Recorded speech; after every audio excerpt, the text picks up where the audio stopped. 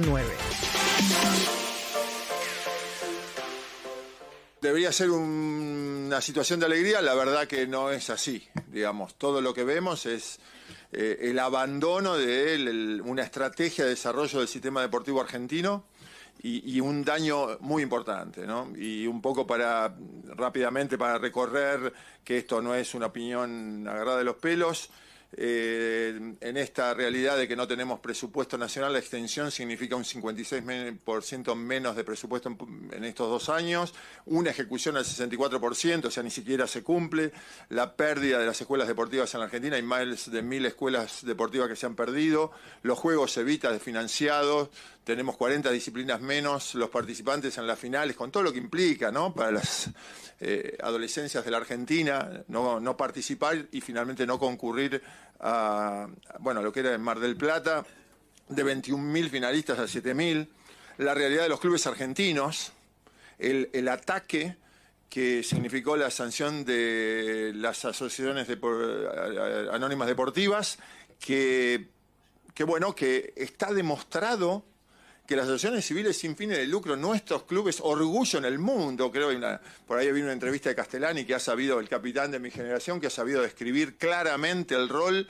que cumplen. ¿Cómo explicamos los resultados deportivos argentinos si no es a través de esa red maravillosa donde se plasma Argentinidad? El lugar físico donde los argentinos nos realizamos, si hay uno por autonomacia, ahí nos encontramos, ahí somos solidarios, afectivos, y en ese lugar generamos la fábrica de juguetes más importante del mundo. Ahí somos los campeones del mundo de fútbol y salieron de esos clubes. Y vamos con lo que entiendo, las asociaciones civiles sin fines de lucro hace rato que resolvieron el ingreso de la inversión privada. No era una necesidad. En la creatividad argentina tenemos muchas maneras que eso estaba resuelto. Lo que se vino con esto es intentar romper un paradigma cultural de lo mejor de la argentinidad versus un paradigma del beneficio económico, del lucro económico como organizador de la actividad deportiva que trasciende absolutamente eso. Bueno, presentación en sociedad para el dueño de estas palabras, que es John Uriarte, medallista olímpico en Seúl 88 y referente, otros nombres, Castellani, Conte, del vóley argentino. John, muchas gracias. No, gracias a ustedes por la invitación y contento de estar en esta casa. Bueno, primera pregunta, ¿cuándo fue esto que dijiste? Esto fue en la sesión informativa de la Comisión de Deportes de la Cámara de Diputados la semana pasada. Pensé que había sido más viejo. Sí, bueno, ponerle 10 días. Está digamos. bien, sí. Está bien. Bueno, y decime una cosa, ¿y te convocaron en tu condición de qué? ¿De hombre que conoce el vóley, de referente? ¿Estás dirigiendo algún club?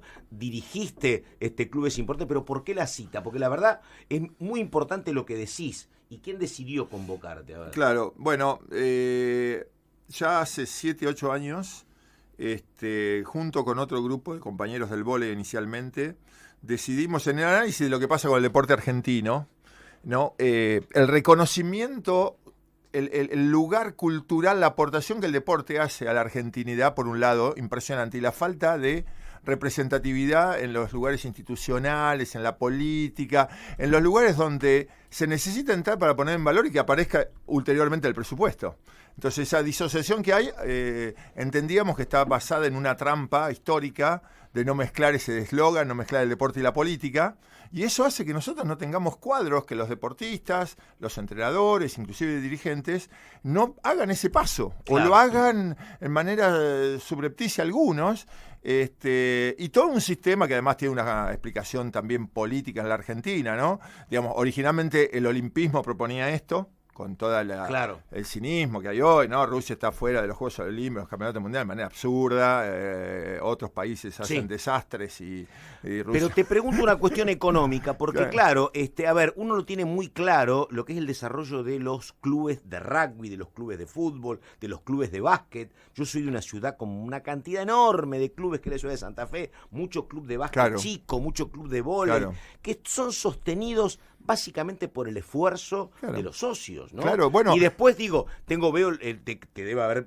tocado a vos, lo que hay, por ejemplo, en el hockey, cómo se ha desarrollado el hockey con el esfuerzo de los padres, y el de rugby, y el de fútbol, pero hay parte del Estado, hay recursos que no llegan más. Yo creo que lo primero de todo es fue la manera que se ha constituido Argentina, cómo nos hemos originalmente ido asociando. Después tuvo políticamente la evolución las organizaciones libres del pueblo. Y ahí fue nuestra manera de darnos respuestas a nuestra manera de ser y de estar, ¿no? Cómo en los clubes empezó a resolver los intereses y las necesidades que tenía la comunidad. Y esa es la manera que hemos hecho los argentinos. Porque vos viajás el mundo, yo siempre digo, bueno, los deportistas de representación nacional, que la patria nos manda a viajar por el mundo, cuando volvemos, ¿qué podemos devolver? Bueno, entre tantas cosas, contar este fenómeno argentino, tener 12.000 clubes, que una red en todo el país de donde produce todo esto, bueno, es un fenómeno único, cultural nuestro. Ahí ¿Vos dónde empezaste vos? Yo pensé, digamos, en el vóley. Bueno, yo empecé en el club... Para jugar al básquet, flaco. Yo empecé en el club Neptunia en el río Gualeguaychú a nadar a los 5 años. Ah, en Gualeguaychú. Claro, y de ahí, bueno, te puedo decir todo un recorrido. Después el club Comunicaciones, cuando estaba en el Botánico, ahí seguí yo, ahí hice natación, waterpolo, judo, probé al básquet. Hay un problema pedagógico, me trataba muy riguroso el entrenador, parecía que estaba entrenando a la NBA, me enojé, no volví más. Mirá que siempre, pivot nunca hubo demasiado pivot, bueno, ¿no? Ahí 2 metros. Bueno, y después finalmente entré a un colegio con mucho deporte y finalmente en tercer año me invitó un árbitro a la competencia de la escuela a probarme en el Club Ateneo de la Juventud. Claro. Estuve en Ateneo de la Juventud 1 año y el cuerpo técnico se pasa a obras sanitarias y yo me voy con el... En el gran momento técnico, de obras. Claro, Pero perdóname, vos no sos integrante del campeón del 82 del equipo de voleibol. Claro. ¿Vos estás también en ese equipo? Sí. A ver, es para pararse, no es por pasarle la pomada, pero estamos hablando, no sé si dice la edad, John tiene más de 60, pero de los grandes de la historia de nuestro deporte, porque siempre hablamos de Uriarte, de Conte, de Waldo Cantor, de Castellani, digo, tipos que además superan la media en esto, de lo pensante. Una persona que vive en Australia, primer mundo. Te iba a preguntar eso, porque yo trabajaba en ese tiempo, en el 82, en Radio Mitre, que quedaba sobre Maipú. Y si no me equivoco, ustedes jugaban en el Luna y no concentraban en Maipú y Córdoba, por ahí me parece. Bueno, que alguna vez tuvieras de Córdoba y ¿viste? Ahí. A 2 cuadras de la radio, ¿viste? Sí, muy bien. Que eran, claro, y eran tipos muy chicos, ustedes. Era un fenómeno del vóley. No, eso fue una circunstancia muy particular, porque siempre el deporte articulado con la realidad política, ¿no? Era un surcoreano, ¿no? El de claro, veníamos de la derrota de Malvinas. Claro, eso te iba a preguntar. Y veníamos, el fin de la dictadura. Claro. El estadio, el Luna Park se venía abajo, se va a acabar la dictadura militar, el que no salte es un militar. Fue un momento imponente. Totalmente. Y en ese momento tan duro para nuestra patria, aparecía este grupo de chicos muy jóvenes. Pero que vos tenés un par de años menos que Castellani y Conte, ¿no? La misma, somos todos, Castellani, Martínez, somos del 61, Hugo es 2 años más chico, tengo 63. Y decime una cosa, y te pregunto, y ahora, ¿qué se estaba haciendo antes? ¿Por qué esta situación? Claro, yo no te terminaba de contar. Eso, claro. Digamos, formamos una agrupación deportistas del campo popular con la intención de empezar a poner el deporte en la política. De hacer cuadros políticos que provienen del deporte, porque necesitamos explicarle a la política, necesitamos hacer lobby, necesitamos hacer docencia, necesitamos crear poder político para empujar. Gente todas parecida como vos, digo, deportista de alto rendimiento, John. Empezamos en el vóley, un grupo de 14 compañeros del vóley, y después, empezó a tener repercusión de otros deportes y hemos formado ya hace varios años deportistas del campo popular, formándonos en la política. Hoy ya muchos nos sentimos que hacemos política, somos políticos, que intentamos, cada uno va encontrando sus definiciones. Yo, lógicamente, estamos en el campo popular, tenemos distintas acepciones, pero el deporte en Argentina tiene, cuando se habla de política deportiva, es inevitable hablar de peronismo, digamos. El deporte arranca en las políticas públicas con el primer gobierno de Perón, tanto en el campo del deporte social como el alto rendimiento. Los primeros Juegos Panamericanos fueron en Buenos Aires en el año 1951. Y además en el 50 ya tenés el Mundial de Básquet, por ejemplo. En el 50 fuimos campeones mundiales de básquet. O sea, a ver, pongámonos de pie. Fuimos, porque, y a su vez... Es el enorme desarrollo del turismo carretera, el automovilismo, el envío el envío a Europa de Fangio, con el respaldo ajedrez, de Fano, los boxeadores, los maratonistas, en la época de Suárez, exactamente. Bueno, todo ese momento donde se apoya al deportista de representación nacional, pero aparecen los Juegos Evita. Claro. Esta articulación entre el deporte social y el deporte de alto rendimiento y la comprensión de Perón. En el caso del deporte social, el médico de salud, Carrillo, le lleva, claro, el ministro le lleva... Por primera vez 300.000 chicos reciben revisación médica. Claro, exactamente. Por un lado. Enorme desarrollo también del boxeo en aquella época, con Archie Moore, que era el norteamericano, pero mucho desarrollo del boxeo acá en la Argentina. Y la otra pata, que es la geopolítica. Perón entiende claramente que la inserción de los países en el mundo que se da a través del deporte no tiene comparación. Claro. Que las potencias dirimen en las competencias internacionales para mostrar prevalencia y que Argentina tiene que estar ahí. Entonces, bueno, Perón le da esa jerarquía. Era la historia del 36 con Owen ganando la final de los 200 metros en Berlín, claro, ¿no? Claro. A un candidato blanco, no, empezamos exactamente. a sacar todas las anécdotas. Sí. Bueno, y México la primera Sabatini, que no se conoce, Mary Terán de Weiss, es la primera Sabatina del tenis, una mujer que bueno... Y hay un detalle... negada, claro, Mary Terán de Weiss, sí, claro, conozco la historia. Hay un momento para poner una referencia, porque hay algo que los argentinos y la comunidad deportiva tenemos que seguir trabajando, sacar el amedrentamiento, la persecución que crea el golpe del 55 en el deporte. Tal vez de las persecuciones más crueles. Y sí, claro. O la más cruel, digamos, sí. el equipo campeón del mundo a 25 años deja jugar al básquet. Una es Mary Terán de Weiss, claro, que desaparece. Mary Terán de Weiss, claro. Froilán González tampoco la pasa bien, claro. Bueno, los deportistas son perseguidos de manera hablar cruel. Los boxeadores, claro. Y esa semilla de autoritaria, digamos, permeó como una herramienta que está en algunos estratos del deporte. Ahora, Flaco, por supuesto que si hay recursos es mucho mejor. Si tenés, por ejemplo, la organización de los Juegos Evita, sería obviamente un aporte imprescindible. Pero si me pongo en hombre que cuide el equilibrio fiscal, ¿no? Claro, hablemos de eso. Bueno, por eso te digo, yo creo que ahí, la verdad, la realidad de cada club es absolutamente al margen del presupuesto de la nación. No veo que los clubes ni de vóley ni de rugby le pidan un peso al Estado, me parece, ¿no? No, bueno, primero, si pensamos que ha habido alguna facilidad a veces en alguna cuestión, claro, pero sobreviven sin ninguna asistencia del Estado, hasta donde yo conozco. Hay una ley nacional de clubes con la propuesta de que los servicios tengan una tarifa social. Claro. Hay clubes, digamos, hay muchas situaciones diferentes, pero como una visión estratégica del país. ¿Qué rol? Pongamos un poco el contexto del deporte, el marco que genera, la organización de la vida de un adolescente que tiene una práctica deportiva. 3 veces por semana tiene... Totalmente. Organiza, va al club, se entrena, socializa, está ahí adentro, va al bar. Descansan las pantallas, claro, para un chico hoy lo que hacemos, claro, el fin de semana tiene una actividad que le gusta ir a jugar, empieza a ver el sentido que tiene llegar puntual, la puntualidad, las herramientas, el esfuerzo. Aprendes a perder, Flaco. El esfuerzo, claro. El esfuerzo. Nos vagoneteamos un poco, perdimos, se calentó el entrenador, entrenamos más fuerte, empezamos a ganar, empezamos a jugar mejor. La experiencia del esfuerzo atraviesa tu cuerpo, que es la que vas a necesitar, herramientas que necesitas en la adultez.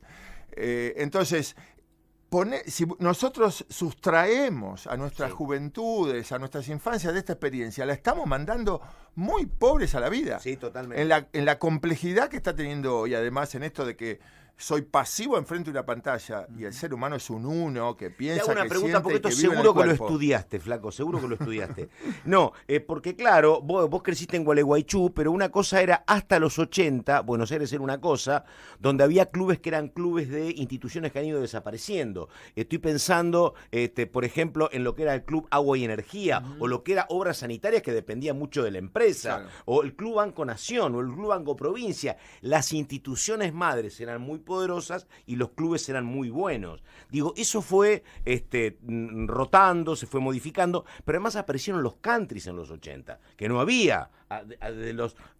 Hasta los 80 no había country. Digo, ¿hoy hay un mundo que se te ha perdido en ese sentido? Bueno, ha habido una gran transformación que ya sucedió y que ya estamos readaptados, pero el tema sería pensar si esto es un valor tan fuerte de la comunidad, ¿cómo entran las políticas públicas a tener que trabajar acá? ¿No? Entonces, están los sectores donde pueden pagar el deporte, pero en el año 1975 las Naciones Unidas declararon el deporte derecho de las personas. ¿Por qué? Porque todos y todas derechos a ingresar en el deporte. Bueno, en las infancias y adolescencia para completar una formación, pero después para la salud mental. Venimos de la pandemia, nos dimos cuenta de lo que pasaba, que el cuerpo es uno que también incluye el cuerpo físico. Entonces, políticas públicas, salud, felicidad cuando nos encontramos el fin de semana para jugar un rato, despejarnos y demás, y después todos los otros instrumentos que vienen. El deporte en este tiempo posmoderno, neoliberal, el segmento chiquitísimo del alto rendimiento ha tomado una dimensión desproporcionada. Sí. Unos dineros, una serie de cosas impresionantes. Bueno, y además, se genera... ¿sabes qué? Está el nivel del espectáculo que también nos estaciona en el sillón, me parece. Muy bien, muy bien. Entonces, me gusta ver eso y entonces, claro, en vez de ir yo a correr... Me pongo a ver a los 100 metros llanos. Bueno, entonces, un deporte de alto rendimiento asociado al entretenimiento, a los negocios, a los eventos, ¿no?, que nos atrapan tanto. Bueno, ¿quién se encarga del otro deporte? Claro. De que, digamos, el municipio se encarga, que me parece, ¿no? Está muy estudiado, en Europa hay estudios de lo que te ahorrás en el sistema de salud por una población activa. Obviamente. O sea, es una buena inversión. Totalmente. Pero además tenés un pueblo feliz, además tenés una formación en las infancias y las adolescencias.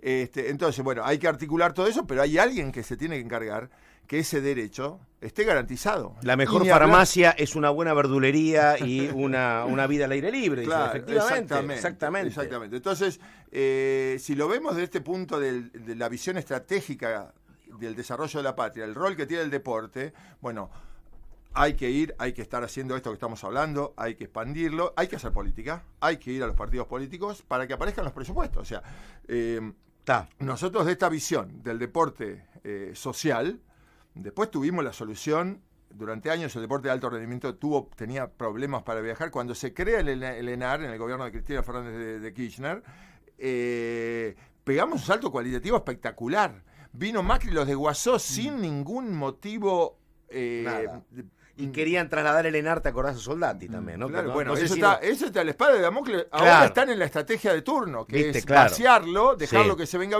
lo van a vender un tiempo, porque mirá cómo chorrea todos los caños. Te queda acá la vuelta, Soldati. Claro, entonces creo que ahí hay que poner un ojo muy grande de decir, bueno, el deporte debe estar, y además, no sé si estamos con tiempo, pero hay una trampa que le está sustrayendo al pueblo argentino recursos en esto que vos lo acabás de marcar. No sé si tenemos un minutito, pero yo quisiera dejar esta visión desde el deporte, ¿no?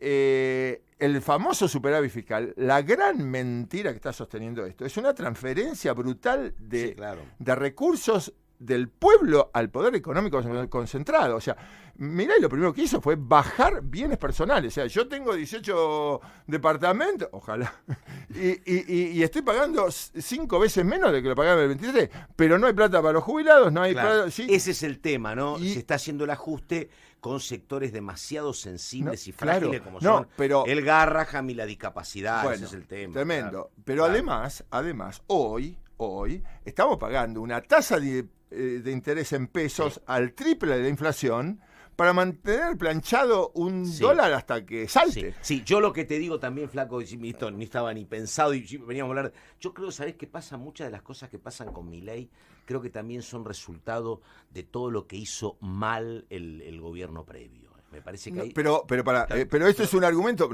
Pero miremos para adelante. Sí. Acá se me está yendo el sudoducto de la guita, se va la bicicleta financiera de un ministro que tiene la plata, el capital de él lo tiene en el exterior y quiere convencer que vengan acá. Es una tomada de pelo. Yo lo que pasa que digo, hicimos tan mal las cosas en gobiernos que no eran como esto, que la gente dijo, voto esto. Está explicado, pero ya entendimos. Yo te quiero decir, desde el deporte una cosa.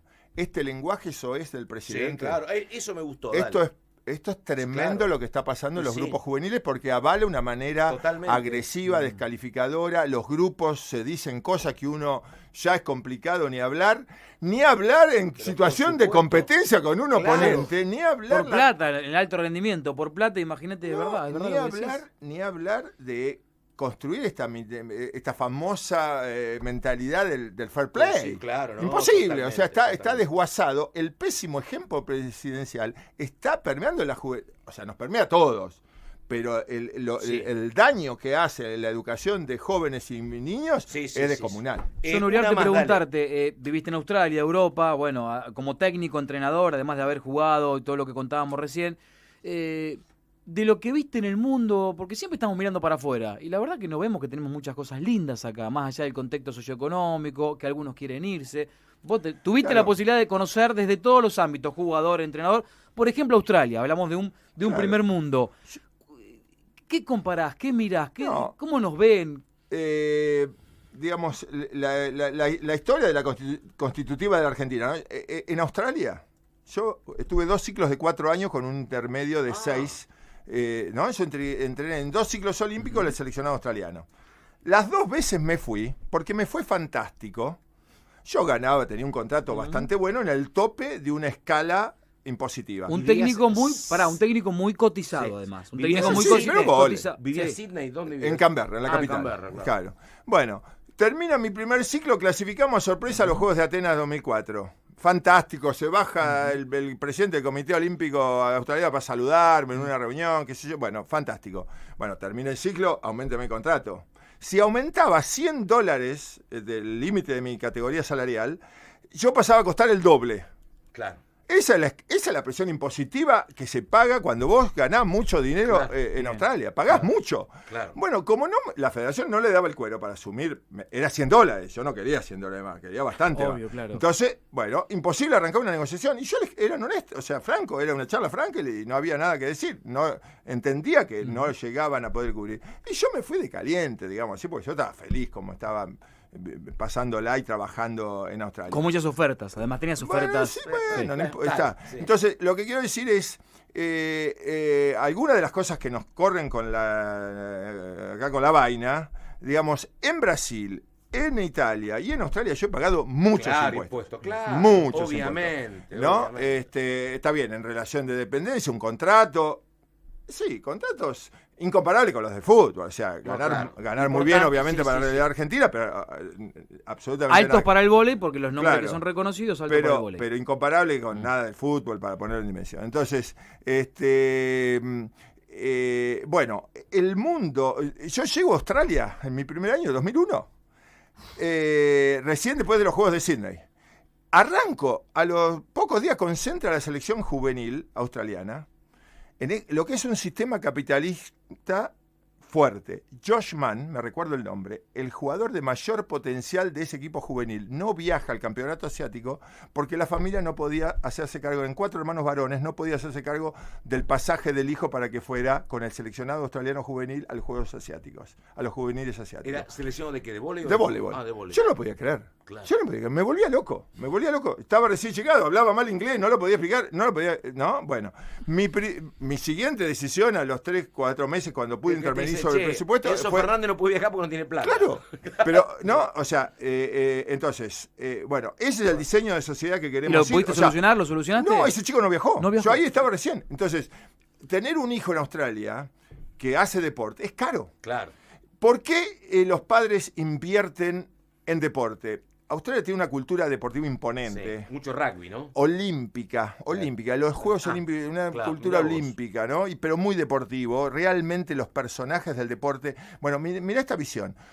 El currículum de cualquier profesional, pero inclusive, digamos, terciario en general, se pone en valor con 2 acciones: de voluntariado o de actividades de alto rendimiento en algún país. Entonces, si yo soy ingeniero y estoy buscando un ingeniero y tengo 10 candidatos, considero arriba de la pila el que hace el voluntariado, los que hizo voluntariado o los que tuvo actividades. Entonces yo invierto en la educación de mi hijo porque sé que esto que estábamos describiendo acá coloca a esa persona en una capacidad de gestión, de participación, el de conducción. El voluntariado es el tiempo que vos le diste a la sociedad enseñando o trabajando. Claro. ¿No? Efectivamente. Entonces, bueno, resulta que tener 2 hijos haciendo deporte sale dinero, ¿viste? Ahora, ¿qué pasa? Digamos, y esa es donde uno dice, bueno, estas versiones de capitalismo tan extremo, cuando no aparece el dinero, no está el Estado tutelando, no me va. A mí me gusta mi patria. El club argentino no existe. Es todo funcionando a partir de dinero. El lucro económico o el beneficio económico como organizador de la sociedad para todo bueno, yo me paro políticamente en otro lugar. Sociedades anónimas sobre todo, ¿no? La primera discusión que propuso Milei fue de las 300, la sociedad anónima como propuesta del fútbol, digo, que es el deporte más popular de la Argentina. La semana pasada, el presidente que piensa que los impuestos son un robo, le subió los aportes. Es complejo y tiene que pagar los clubes. Pero duplica los aportes de los clubes con una agresión a qué. Yo te decía, ahí salió en el recorte que ustedes tomaron, hace mucho rato que los clubes, asociaciones civiles sin fines de lucro, resolvieron el ingreso de inversiones en los clubes de manera, ¿sí? Entonces, ¿qué viene a traer la sociedad anónima deportiva en un decreto de necesidad y urgencia? Si ya los clubes, hay desde los gimnasios que dan su mejor local a la calle, hacen un acuerdo, las marcas de gimnasios, las franquicias, y entonces cubren y hacen su negocio, la inversión la hace el privado, etcétera, a la variante, lo que hace Tallero, lo que hizo Mandillú de Corriente o lo que haga quien quiera. Claro. Entonces, el tema estaba resuelto. Verón no le impide nada hacer lo que quería hacer, si lo va a poder hacer, con los riesgos que quiere hacer con su club. No le cambiaba nada la ley de sociedades anónimas deportivas. Entonces, ¿qué viene a hacer? Es un misil a romper ese lugar simbólico de la argentinidad entendida en la manera que la tenemos hoy, la solidaridad, el acompañamiento, la afectividad. Ahora, qué cosa loca estoy pensando que después de 40 años, o sea, 92, 2002, 2006, 45 años, vos y el Flaco Castellani tengan más o menos el mismo mensaje, ¿no? Porque no es raro, no es común esta coincidencia en el tiempo, esta reivindicación del club, ¿no? Como lugar base. La verdad que es un dato, una coincidencia histórica llamativa. Y bueno, pero creo que se va nutriendo, porque todos estos ataques que está sirviendo, este cambio de paradigma que yo decía, de cambiar este paradigma argentino de reunirse. Me parece a mí muy importante esto de la afectividad, ¿no? Yo en Australia desarrollé la expresión las habilidades emocionales, un abrazo, una transmisión. ¿Y dónde empiezan los chicos en Australia a practicar vóley, por ejemplo, o deporte olímpico, si no hay clubes? ¿En colegios, en universidades? ¿Sabés que la escuela pública no tiene una buena organización? Juegan en el no patio, hay currículum, inclusive no hay las clases de actividad física la dan maestros que no son especializados en las escuelas. Se va resolviendo por clubes privados, por variedad de respuestas. Estamos con John Uriarte y tenemos que ir terminando, pero Flaco, la última, es un dato que creo que lo colaste vos. Leonas y leones que no cobraron sus becas todavía, ¿no? No sé, esta semana. Claro, hace 10 días, ya era el día, no sé, 18 o 20, tenemos una de las leonas que está en nuestra organización. Está. Y hablo con ella ha vuelto de Europa, se incorporó a las leonas y resulta, me dice, esto es increíble, entre la realidad de que han caído el 30% el número de becas globales, ¿no? Y eso es grave, porque han cambiado el criterio.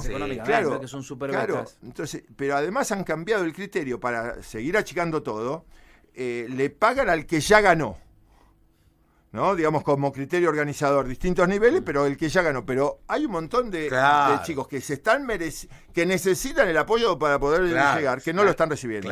Y se van a perder. Cuando el gran fracaso, yo diría, de los Juegos Olímpicos de la Juventud en Buenos Aires, a los 2 años se hizo un seguimiento, el 60-67% había abandonado la actividad deportiva. Mirá qué dato Entonces, era de un juego local, Juegos Olímpicos de la Juventud en Buenos Aires, volvió el chico a Misiones y a los 2 años no estaba haciendo más su deporte. Y había muchos de ellos que le había ido con muchos resultados. Tenemos, otros casos, ¿no? Hubo uno muy llamativo, el de Delfina Piñatelo, que directamente abandonó, en un combo también complejo, ¿no? De cómo se gestionó esa segunda parte. La complejidad que hoy tiene el alto rendimiento y la exigencia es tan grande, porque vos tenés que manejar muchas áreas. No es solamente que vos motrizmente o técnicamente andes bien. Además tenés que manejar todo esto, todo un bagaje emocional y un sostén alrededor de la gente que hay que trabajar desde la familia, desde el cuerpo técnico. No solamente en la habilidad técnica, no es solamente parar el equipo a la cancha o resolver. ¿Y cómo planificás, John, eso? Porque vos planificaste mucho, ¿cómo haces? No, bueno, eso tiene que estar contemplado en una planificación. Sin plata te lo digo, ¿no? Sin plata. Esa es, en ese sentido...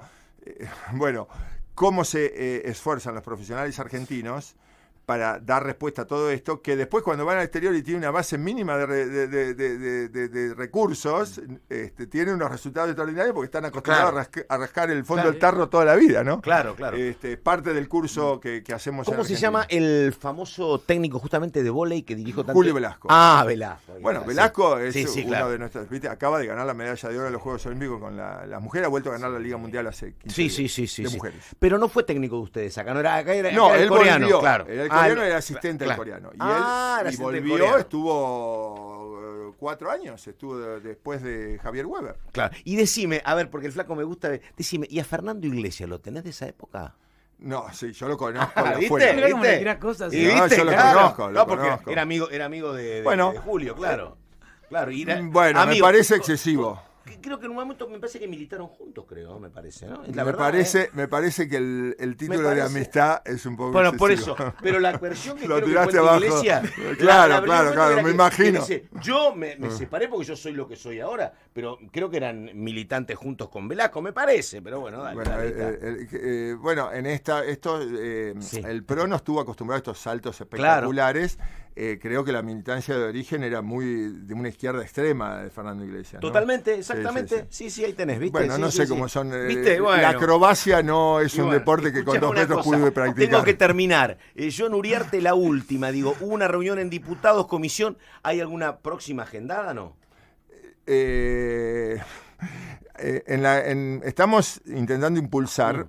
Hay 2 leyes similares con alguna variación importante que empujando para que se restituya el 1% ya no sobre los abonos celulares que ha cambiado. Cierto. Que el gestor era Wertheim, mirá vos. Claro, el gestor fue Wertheim y el entregador fue Wertheim. Claro, porque él fue, cuando Macri viene, el que se encargó en parte de apaciguar el rechazo que provocaba esa medida. Él se encargó de parar la máquina y se estaba yendo ya con la compra del tiro federal asegurada después de los Juegos Olímpicos de la Juventud. O sea, la verdad que fue muy doloroso ese movimiento de nuestro actual canciller. En su momento hablaba muy bien de Cristina, ¿no? Yo les recomiendo que vean lo que opinaba Wertheim sobre Cristina Fernández. Claro. Bueno, ahí está John Uriarte, desde el 82. Tiene 1000 historias, es un grande del deporte argentino. Por supuesto. Un grande. Flaco, muchísimas gracias. Y hasta gracias a ustedes. Momento, Bueno, y me alegro de que esta casa esté vivita y coleando. Por supuesto. Bueno.